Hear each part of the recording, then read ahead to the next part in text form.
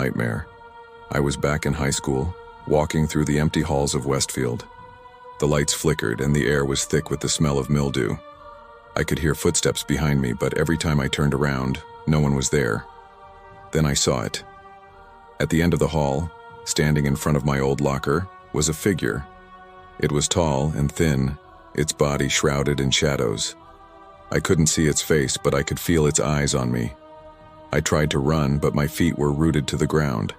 The figure began to move toward me, its steps slow and deliberate. As it got closer, I noticed something in its hand, a yearbook. It stopped just a few feet away and held the yearbook out to me. I didn't want to take it, but my hand moved on its own. I opened it to the most likely to section and saw my name again, but this time the words had changed. Most likely to die tonight.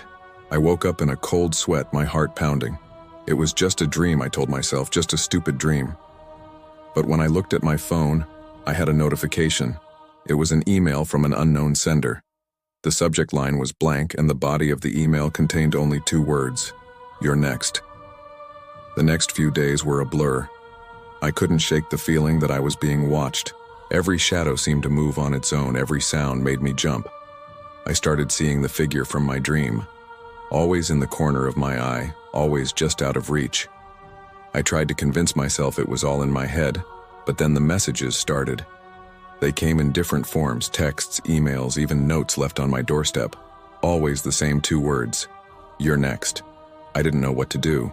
I thought about going to the police, but what would I say? That I was being haunted by a high school yearbook? They'd think I was crazy. So I did the only thing I could think of. I went back to Westfield High. The school had been closed for years, but the building was still standing. I parked my car in the empty lot and walked up to the front doors, my heart racing. The doors were locked, but a side window was broken. I climbed through, cutting my hand on the glass, and stepped into the dark, dusty halls. It was just like in my dream. The lights flickered, the air was thick, and the smell of mildew was overwhelming.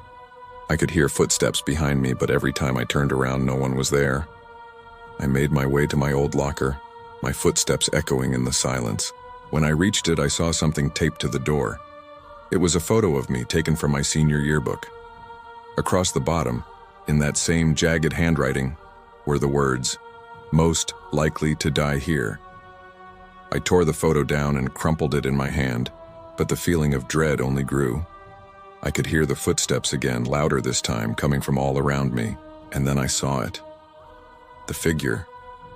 It was standing at the end of the hall, just like in my dream.